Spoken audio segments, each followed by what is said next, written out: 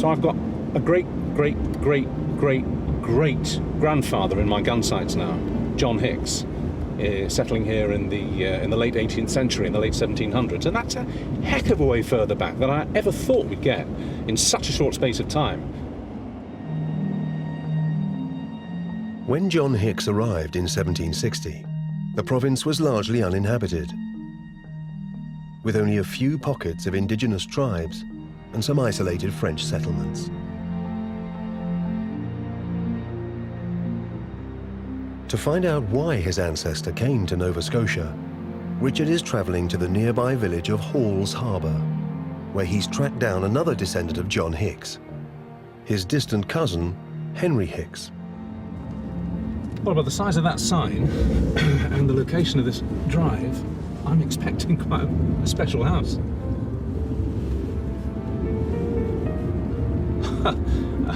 This isn't a drive. Oh, this is ridiculous. Wow.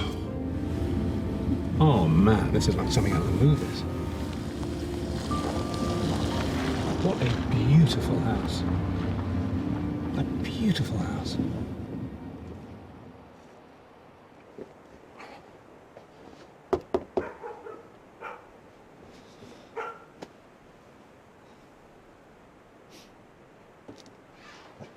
Henry. Yes. Cousin Henry. Hello, Richard. I'm Richard. Hi, good to meet you. John Hicks is my great-great-great-great-grandfather. He's my fifth grandfather. Is it the same for you, or is he? Actually, I'm 6 times removed, so he would be great-great-great-great-great-grandfather. That's correct. Well, all I kind of know about him at the moment is John Hicks is that he came here at some point in the mid to late 1700s, and he ran the ferry. Well, John Hicks actually was an American, and most all of the communities that had been settled in America at the time, or the United States, were along the eastern seaboard, and they couldn't spread west because the natives were still very hostile. And things are crowded there. They had very few options in terms of expanding families and land and other things, and therefore they left a community where there were churches and schools and all things that are civilized to come to a country that was unsettled because of the opportunity of having land and being able to expand from there. Throughout the 1600s, the province of Nova Scotia had been under French rule. But in 1713, the British had finally taken the province, and by the late 1750s, almost all the French inhabitants had been brutally deported. In the mid-18th century, the British settlements on the east coast of America were overcrowded. With most of the rest of the country still in the hands of the native Indian population, men like John Hicks, in search of new lands to settle, saw their opportunity in the north. In 1760, Nova Scotia was still largely uninhabited by the British, nearly 50 years after they'd taken it. The governor issued a proclamation inviting people to participate in owning land, which would be ceded to those people who were accepted. And they didn't have to pay a red cent for this? No, they did not. Okay. It says, by His Excellency Charles Lawrence, Esquire, Captain General and Governor-in-Chief in and over His Majesty's province of Nova Scotia, a favourable opportunity now presents for the peopling and cultivating, as well as the lands vacated by the French. Driven out more like. I shall be ready to receive any proposals that may hereafter be made to me for effectually settling the said vacated or any other lands within the province aforesaid. God save the King. So our my great, one more great for you, grandfather saw this as a golden opportunity, presumably. That's right. In 1760, the 45-year-old John Hicks, with his wife Elizabeth and their young children, along with hundreds of other settlers, left New England in America. After a 400-mile voyage north, John and his family were faced with the challenge of creating a new society in the harsh wilds of Nova Scotia. What kind of conditions would he have found when he got here?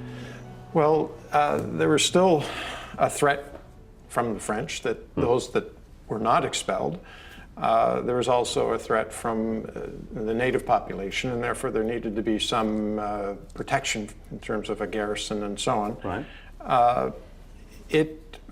The land had actually been vacant for some time, so it was pretty wild.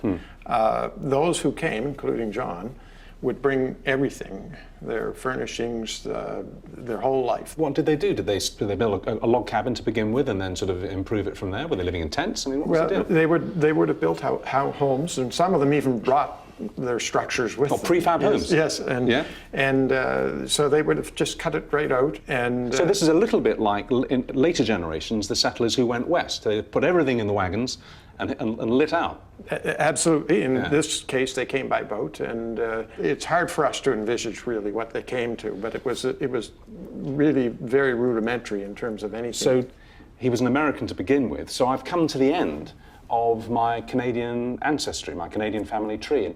Where do I go from here? John Hicks had a son, Thomas Hicks, Thomas Hicks, yeah. who would be your great-great-great-great-grandfather. Four greats. Right. And he married Sarah Chute. Yep. And if you check that out, you will find that you can follow your lineage quite nicely, I think. Thank you very much for that. It's been great talking to you. Thank you. Thank you. Just look at the difference between what John Hicks set out to do and achieved and the environment that he did it in and what I've done in my pathetic life, you know, sitting on a sofa in a warm television studio, asking people a few moderately easy questions, you know. I mean, the contrast couldn't be greater. Protected, cosseted, overly paid, you know, all of that. And you set that kind of modern, pampered existence against the sort of things that they had to do and had to risk and had to judge, knowing that it might not come off. And knowing that the consequences of failure weren't a P45 and slight public humiliation, but death. The contrast couldn't be greater.